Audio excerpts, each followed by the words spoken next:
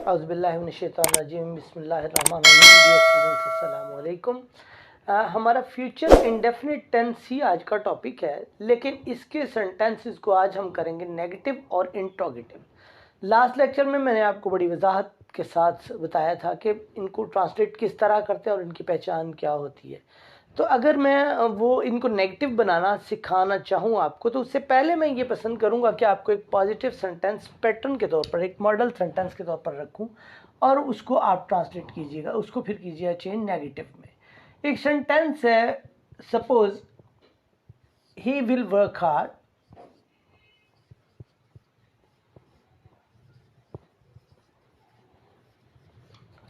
He will work hard, वो मेहनत करेगा। अब ये आपका पॉजिटिव सेंटेंस है फ्यूचर इंडेफिनिट का। और फार्मूला जो लास्ट में पढ़ा था कि ही सब्जेक्ट के बाद ही विल या शैल लगेगा और उसके बाद वर्क लगेगा, वर्ब लगेगा और देन आपका ऑब्जेक्ट लगेगा।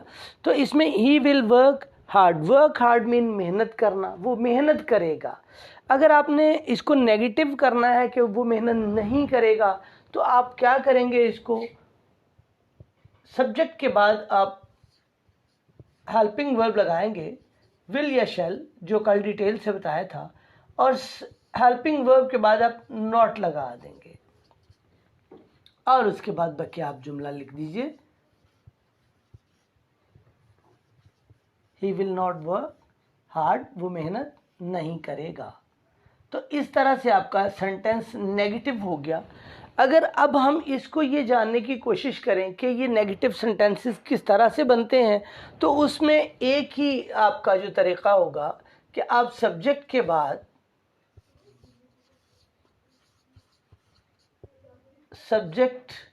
के बाद हेल्पिंग वर्ब लगाएंगे। डेफिनेटली फ्यूचर इंडेफिनिट में आपके हेल्पिंग वर्ब्स दो ही होते हैं, या विल होता है तो या शैल होता है। आप इन दोनों में से जो भी लगता होगा प्रोनाउन के साथ आप वो लगाएंगे। मैं इसलिए अब यहाँ बार बार क्लियर नहीं कर रहा कि कल मैंने आपको बहुत ही तफसील के साथ लास्ट लेक्चर में बता दिया था कि विल किन के साथ लगता है और शैल कौन से प्रोनाउंस के साथ लगता है। तो आप सब्जेक्ट के बाद हेल्पिंग वर्ब लगाएंगे और हेल्पिंग वर्ब के बाद आप लगाएंगे नॉट, प्लस आप कर दीजिए नॉट, और देन आप लगाएंगे first form of verb. Verb की आपकी लग गई। और अगर फिर उसके बाद जो सेंटेंस के अंदर आपके ऑब्जेक्ट होगा, तो फिर आप ऑब्जेक्ट यानी मफूल लगा देंगे। तो ही, ये यहाँ पर मैंने आपको सेंटेंस पैटर्न के दिया, मॉडल सेंटेंस था, he will not work hard, वो मेहनत नहीं करेगा। आपने हेल्पिंग वर्ब के बाद जस्ट नॉट लगाया आपने। इसी तरह एक और आप सेंटेंस ले सकते हैं कि हम मरी नहीं जाएंगे। एक सेंटेंस लेते हैं, हम मरी नहीं जाएंगे, तो आप सब्जेक्ट लगाएंगे वी, उसके बाद डेफिनेटली शैल और देन नॉट लगाएंगे। अब मैं अगर इसको थोड़ा ज़्यादा ताकि आपको क्लियर हो जाए, मैं उर्दू भी लिख दूं, हम मरी नहीं जाएंगे,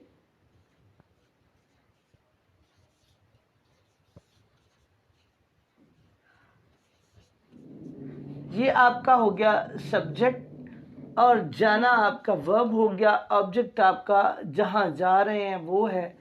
तो इस तरह से आप सब्जेक्ट लगाएंगे। आपने सब्जेक्ट लगा दिया, उसके बाद आपने हेल्पिंग वर्ब विल या शैल में से कोई लगाया, तो वी के साथ डेफिनेटली शैल ही लगता है, वी शैल, और इसके बाद नॉट लगा दिया, वी शैल नॉट।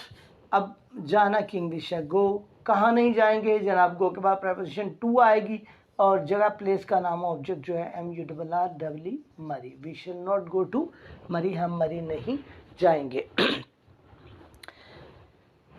मैं आपकी बात नहीं सुनूंगा। आपके पास सेंटेंस है, सपोज नेगेटिव का ही हम ले रहे हैं, मैं आपकी बात नहीं सुनूंगा,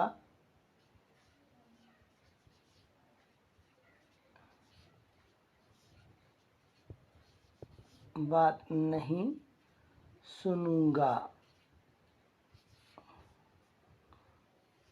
सुनूंगा, राइट। तो इसमें सब्जेक्ट आपका आई हो गया, आई के साथ आप शैल लगाएंगे और फिर नेगेटिव बनाने के लिए हेल्पिंग वर्ब के बाद आप नॉट लगा देंगे, आई शैल नॉट।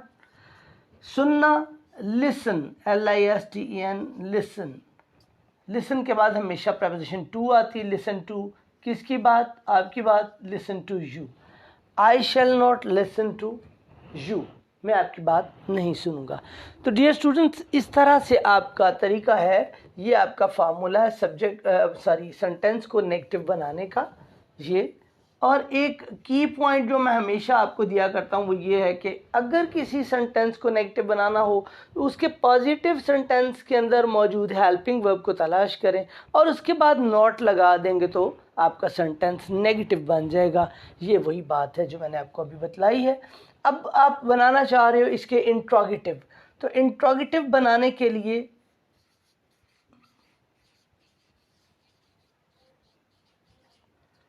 सेंटेंस को इंट्रोगेटिव यानी सवालिया बनाने के लिए आप क्या करेंगे? हमेशा हेल्पिंग वर्ब को सेंटेंस के शुरू में ले आते हैं। पॉजिटिव सेंटेंस आपके पास मौजूद हो, उसके हेल्पिंग वर्ब को उठाकर सेंटेंस के शुरू में लगा देंगे तो वो पॉजिटिव बन जाएगा। अगर मैं इसकी मिसाल लूँ, ये पॉजिटिव सेंटेंस है, ही विल वर्क हार्ड, वो मेहनत करेगा। अगर इसको इंट्रोगेटिव करना है तो मैं इसके हेल्पिंग वर्ब को उठा के शुरू में लगा दूंगा, प्लेस चेंज कर दूंगा, आपका सेंटेंस इंट्रोगेटिव बन जाएगा। तो इस तरह हेल्पिंग वर्ब के बाद आप लगाएंगे सब्जेक्ट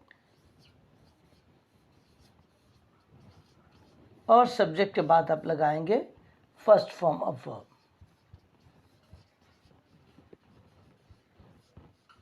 वर्ब की और देन आप लगाएंगे जनाब ऑब्जेक्ट आप लगाएंगे। तो आपका फ्यूचर इंडेफिनिट टेंस का जो सेंटेंस है पॉजिटिव उसको इंट्रोगेटिव बना लेंगे और ऑब्जेक्ट के बाद डेफिनेटली आप क्वेश्चन मार्क तो लगाएंगे ही क्योंकि जुमला आपका सवालिया बनने जा रहा है। तो आप वही वाला सेंटेंस पहले पॉजिटिव ले लीजिए।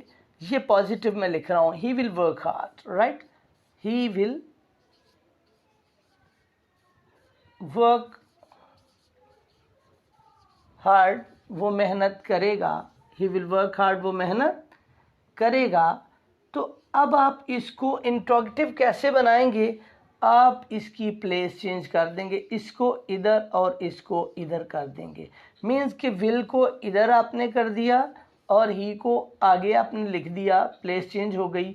यानी सब्जेक्ट से पहले आपका हेल्पिंग वर्ब आ गया, उसके बाद आपने लगा दिया first form of verb, work hard, मेहनत करना, ठीक है, वर्क करना, काम करना।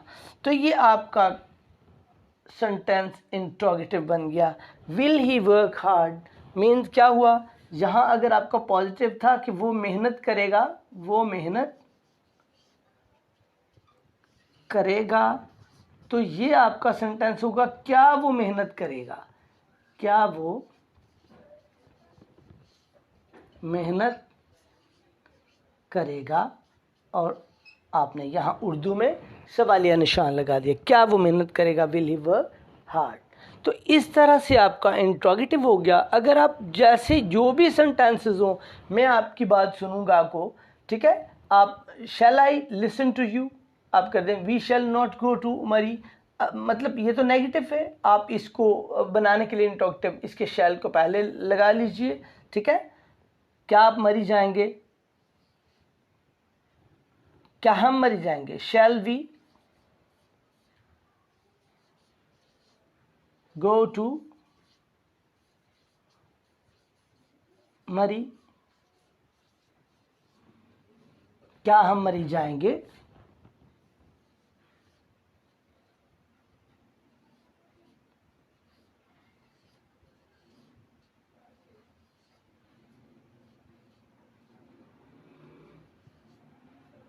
तो ये आपका इंट्रोगेटिव बन गया। ये सारी बात थी कि जब भी किसी सेंटेंस को, यानी अगर मैं ये कहूँ कि बात का जो लुब्बे लुबाब है नेगेटिव बनाने का और इंट्रोगेटिव ये है कि किसी पॉजिटिव सेंटेंस में हेल्पिंग वर्ब के बाद नॉट लगाने से आपका सेंटेंस नेगेटिव बन जाएगा और उस पॉजिटिव सेंटेंस में से हेल्पिंग वर्ब को सब्जेक्ट से पहले लिखने यानी जुमले के शुरू में लिखने से वो सेंटेंस आपका इंट्रोगेटिव यानी सवालिया बन जाएगा। तो ये सारा जनाब आज का आपका लेसन था। मुझे उम्मीद है आपको ये समझ आ गया होगा। तो hope for the best, inshallah. See you tomorrow. But before I end my lecture, I would like to appreciate all of my students. मैं अपने उन तमाम स्टूडेंट्स को अप्रिशिएट करना चाहूँगा जिन्होंने लास्ट लेक्चर में सुना और क्लास के दौरान जब टेस्ट हुआ था गुड परफॉर्मेंस पे उनको मैं खराज तहसीन पेश करूँगा। उनमें शामिल हैं जनाब अली साजिद हैं, अदनान रफ़ीक हैं, उमर है, अबू बकर हैं, मोहम्मद साकिब हैं, नईम हैं, अब्दुल हादी हैं, अली हमज़ा हसीब, मोहम्मद शबीर सुफियान, ज़फ़र और प्रेम. These are all of the students who performed well in my last class. I appreciate them. Really sign of appreciation. Thank you very much. See you inshallah in next lecture.